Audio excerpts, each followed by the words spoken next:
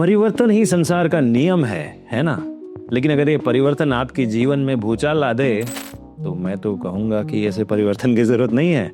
लेकिन कल एक खबर आई है 10:27 पर CSIR नेट ने ये PDF जारी किया है और इस PDF में उन्होंने लिखा है कि चलिए क्यों ना हम DBT और CSIR को एक साथ जोड़ दें। तो उस विषय पर हम आज बात करेंगे। अगर ये होता है तो क्या होगा आपकी जिंदगी में, क्या भूचाल आएगा, सारी एनालिसिस आज करेंगे इस वीडियो में। तो शुरुआत करते हैं इस चीज से कि CSIR नेट जो कि साल में 2 बार होता है और DBT जो कि साल में 1 ही बार होता है, उसके दोनों के सिलेबस को कंबाइन करने की बात चल रही है। और अब इस स्टेज पे पहुंच चुकी है ये बात कि स्टेक होल्डर्स जैसे कि यूनिवर्सिटी, कॉलेजेस और स्टूडेंट्स से ओपिनियन लिया जा रहा है गूगल फॉर्म के जरिए। तो बात अब यहां तक जब पहुंच चुकी है, इसका मतलब कि अगले साल, इस साल तो नहीं, अगले साल जरूर ही DBT और CSIR मर्ज हो रहा है और इसको कोई नहीं रोक सकता। ठीक है, अब आते हैं इस चीज पे कि क्या इम्पैक्ट होगा आपकी जिंदगी पर। अगर आप एक CSIR नेट एस्पायरेंट हो तो कंपटीशन नंबर 1 बढ़ जाएगा, नंबर 2 सिलेबस और मुश्किल हो जाएगा, नंबर 3 अगर आप जूलॉजी और सिर्फ कोर बॉटनी बैकग्राउंड से हो तो फिर सिलेबस और भी मुश्किल हो जाएगा। चौथी चीज अब ये होगा कि जब CSIR नेट और DBT मर्ज हो जाएगा तो कंपटीशन जब बढ़ गई, ज्यादा लोग लिख रहे हैं, क्वेश्चन भी टफ होने लगे, तो आपको कोचिंग की जरूरत बहुत ही ज्यादा पड़ेगी। और यहीं पर बायोटेक्निका आती है। हम आपको जरूर इस विषय पर ज्यादा ट्रेनिंग प्रोवाइड करेंगे, घबराइए नहीं। लेकिन गुड न्यूज क्या है? गुड न्यूज उनके लिए है जो कि बायोटेक सेक्टर से हैं। तो मैं अभी आपको जल्दी से बता दूं, 3 से 4 नए यूनिट्स ऐड हो रहे हैं। और पहला जो यूनिट है वो है बायोइन्फॉर्मेटिक्स और कंप्यूटेशनल बायोलॉजी, एक बहुत ही बड़ा भूचाल उनके लिए जिन्होंने ये सब्जेक्ट पढ़ा ही नहीं है। दूसरा बायोकेमिकल इंजीनियरिंग और इंडस्ट्रियल बायोटेक्नोलॉजी। तीसरा एडवांसेस इन बायोटेक्नोलॉजी। और उसके अलावे हम इकोलॉजी एंड बिहेवियरल बायोलॉजी अब देख रहे हैं, सिर्फ इकोलॉजी नहीं है। तो अब यहाँ पर जब सिलेबस बदल रहा है तो शायद लोगों के लिए ये अच्छा है, क्योंकि अब ज्यादा फंडिंग हो जाएगी, ज्यादा सीट्स हो जाएगी, ज्यादा स्कॉलरशिप मिल सकती है शायद। लेकिन जब ऐसी चीजें हो रही हैं, क्या पता ज्यादा सवाल इन चैप्टर से आ जाए, जैसे कि बायोइन्फॉर्मेटिक्स और कंप्यूटेशनल बायोलॉजी, और आप हो कोर जूलॉजी से, कैसे तैयारी करोगे? तो यहाँ पर कोचिंग इंस्टीट्यूट्स को तो एक फायदा मिल रहा है क्योंकि सिलेबस बदल गई।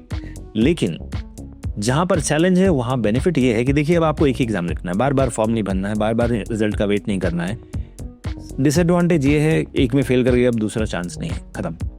लेकिन शायद अगर DBT से मर्जर हो भी जाए और 2 बार CSIR नेट हो रहा है तो आपको 2 बार चांस तो मिल ही रहा है। लेकिन सवाल अब ये पूछना है हमें CSIR HRDG से कि सीटें कितनी रहेंगी, सीटें बढ़ेंगी या घटेंगी, या स्कॉलरशिप बढ़ेगी? क्योंकि अब आपने 2 एग्जाम को मर्ज कर दिया तो आपके पास ज्यादा पैसे हैं, तो क्या आप स्कॉलरशिप बढ़ाओगे? और ये जो नया सिस्टम आप लेके आ गए, सिलेबस चेंज कर दिया, तो इस नए सिलेबस से जो बच्चे कोर बायोलॉजी के हैं वो कैसे कोप अप करेंगे? तो क्या हम अपने कोर एम से डिविएट कर रहे हैं? क्या हम चाहते हैं कि अब बच्चे जूलॉजी बॉटनी नहीं पढ़ें और सिर्फ बायोटेक पढ़ें, क्योंकि मोस्ट ऑफ जो चीज़ें हैं वो तो बायोटेक से हैं? और इसके अलावा फार्मेसी वाले लोगों का क्या होगा? उनको तो बायोइन्फॉर्मेटिक्स, कंप्यूटेशनल बायोलॉजी उन्होंने पढ़ा ही नहीं है, उन्होंने शायद बहुत कुछ इसमें से नहीं पढ़ा, तो क्या वो PhD कैसे करेंगे अब?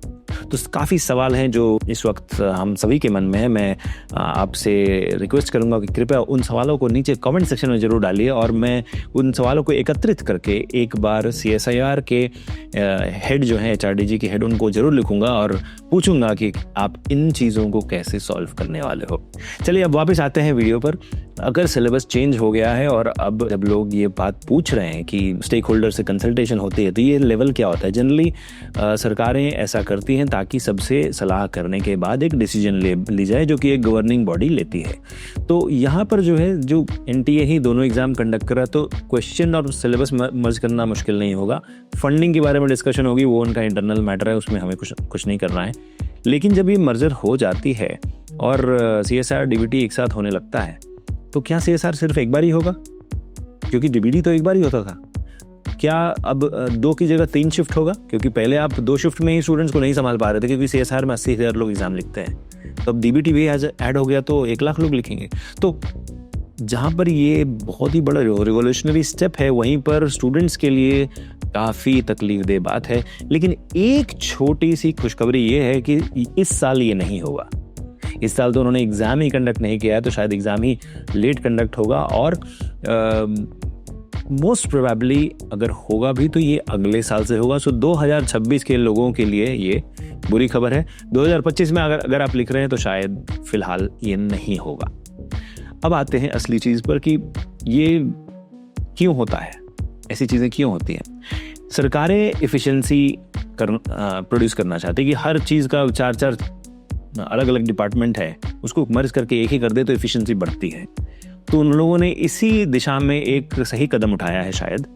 लेकिन अब जो भूचाल आपके जीवन में आने वाला है, उससे आपको एक ही चीज़ बचा सकती है, वो है बायोटेक्निका की लक्ष्य बैच, जो कि शुरू होगी 1 जून से और 1 जुलाई से। 2 बैचें शुरू होंगी, उसके बाद कोई बैच शुरू नहीं होगी इस साल।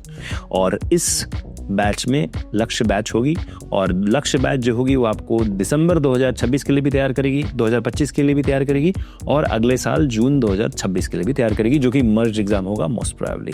तो अगर आप CSIR नेट की तैयारी कर रहे हैं, PhD की तैयारी कर रहे हैं, या लेक्चरशिप की तैयारी कर रहे हैं, तो आपको बायोटेक्निका में तुरंत ही बिना समय गंवाए एनरोल करना चाहिए, क्योंकि यहीं पर आपको सही गाइडेंस, सही मार्गदर्शन मिलेगा बायोटेक्निका के लक्ष्य बैच में।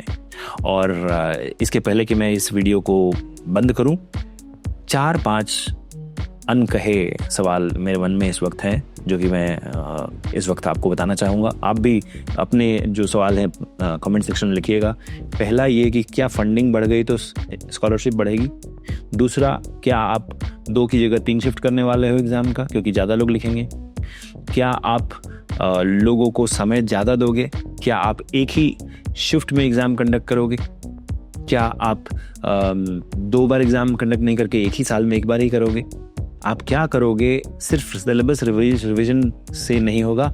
इन सारे अनआंसर्ड क्वेश्चंस को भी रिप्लाई करना ज़रूरी है, जवाब देना ज़रूरी है। तो आप सभी लोग कृपया करके कमेंट सेक्शन में अपने जो भी चिंता के सवाल हैं वो उसको लिखिए, और मैं इन सभी चीज़ों को एक जगह कंपाइल करके CSIR के HRDG को, हेड को भेजूंगा।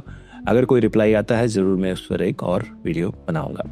तो अभी तक के लिए इतना ही, और मिलते हैं अगले वीडियो में। और अगर आप CSIR नेट की तैयारी कर रहे हैं तो आपको बायोटेक्निका के लक्ष्य बैच को ज़रूर ज्वाइन करना चाहिए। धन्यवाद।